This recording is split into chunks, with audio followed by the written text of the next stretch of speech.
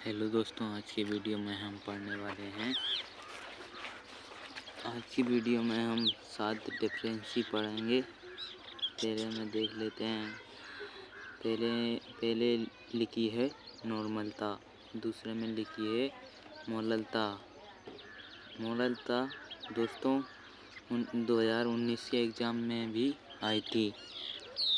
और तीसरे में लिखी है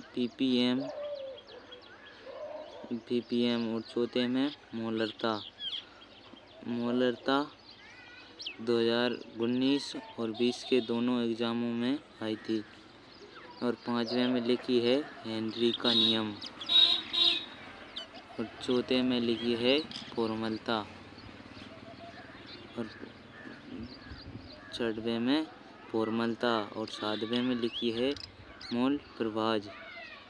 मोल प्रभाज 19 से और 20 के एग्ज़ाम में दोनों में आई थी। और नॉर्मलता में लिख देना है आपको। नॉर्मलता को कैपिटल एन से प्रदर्शित करते हैं। किसी विलायन के 1 लीटर में घुले हुए विलेय के ग्राम तुल्यांकी द्रव्यमानों की संख्या को विलायन की नॉर्मलता कहते हैं। कैपिटल एन बराबर W इंटू 1000 बटे में लिख देना है E इंटू B, जहाँ W क्या है विलेय की मात्रा और E क्या है विलेय का तुल्यांकी भार और B बराबर विलायन का ml में आयतन। और मोललता स्मॉल m से प्रदर्शित करते हैं। इस 1000 ग्राम विलायक में उपस्थित विलेय के मोलों की संख्या को मोललता कहते हैं। m बराबर W इंटू 1000 बटे में m इंटू W, जहाँ W बराबर विलायक की मात्रा और m बराबर विलेय का अणुभार और W बराबर विलायक की ग्राम में मात्रा।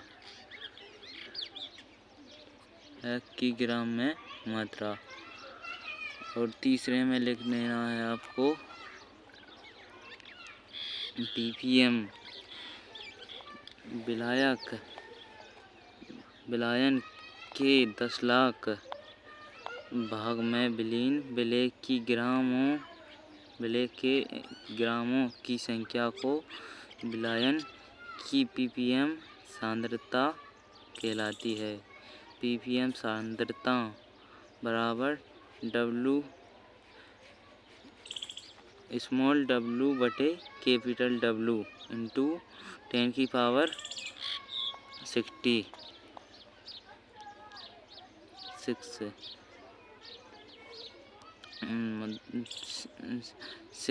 10 की पावर 6, जहाँ W बराबर विलेय की मात्रा और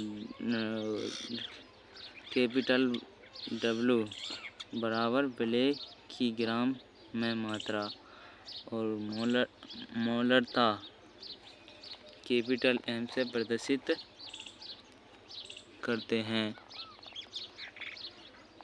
किसी विलायक के 1 लीटर में घुले हुए विलेय के ग्राम मोलों की संख्या को विलेय की मोलरता कहते हैं।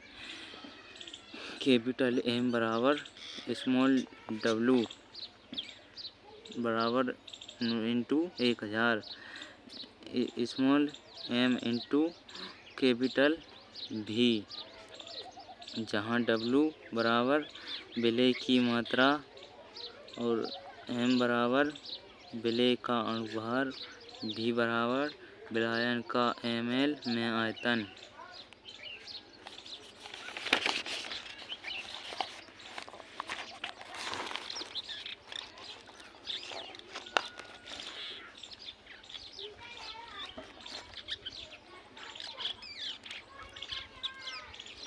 और फॉर्मूला में देख लेते हैं।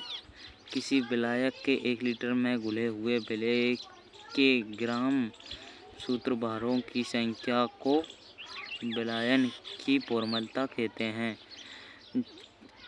और मोल प्रवाह किसी विलायन में विलेय तथा विलायन या विलायक तथा विलायन की मोलों की संख्या का अनुपात क्रमशः विलेय या विलायक का मोल प्रवाह कहलाता है। जैसे विलेय का मोल प्रवाह x1/x1 + x2, जहाँ x1 विलेय की मोलों की संख्या और x2 विलायक की मोलों की संख्या।